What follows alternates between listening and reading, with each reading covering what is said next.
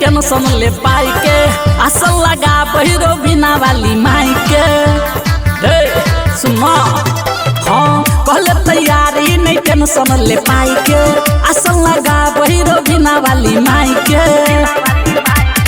मूर्ति मंगावे पंडित बजावे सबके माथा से टेंशन हटा दे तो मैया सरस्वती के देवही जे चंदा सबके भाग जगा दे तो एक रात में कालिदास बना दे तो मैया सरस्वती के देवही जे चंदा सबके भाग जगा दे तो एक रात में कालिदास बना दे तो रूपम रिकॉर्डिंग स्टूडियो मधुबनी।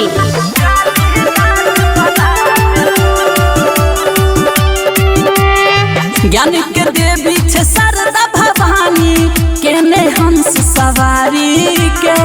हर साल जे नारमीता एथिन अपना दुआरी पे सब तैयारी कर ले हाँ ज्ञान के देवी छे शारदा भवानी केने हंस सवारी के हर साल जे नारमीता एथिन अपना दुआरी पे डीजे वाला से कही करा खई पंडाल में लाइट सजा दे तो बीड़ा वाली माई के देवही जे चंदा सबके भाग जगा दे तो एक रात में कालिदास बना दे तो शारदे भवानी के देवही जे चंदा सबके आस पूरा दे तो एक रात में कालिदास बना दे तो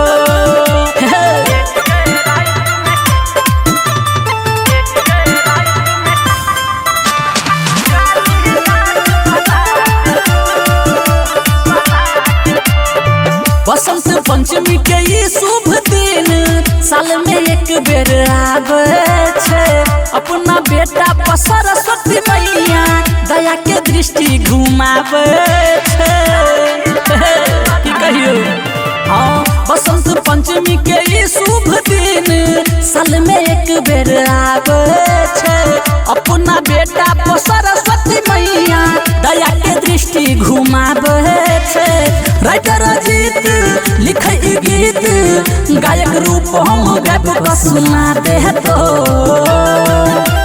मैया के पूजा ला दे वही जे चंदा सुतल भाग जगा दे तो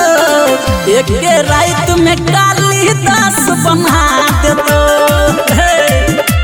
मैया के पूजा ला दे वही जे चंदा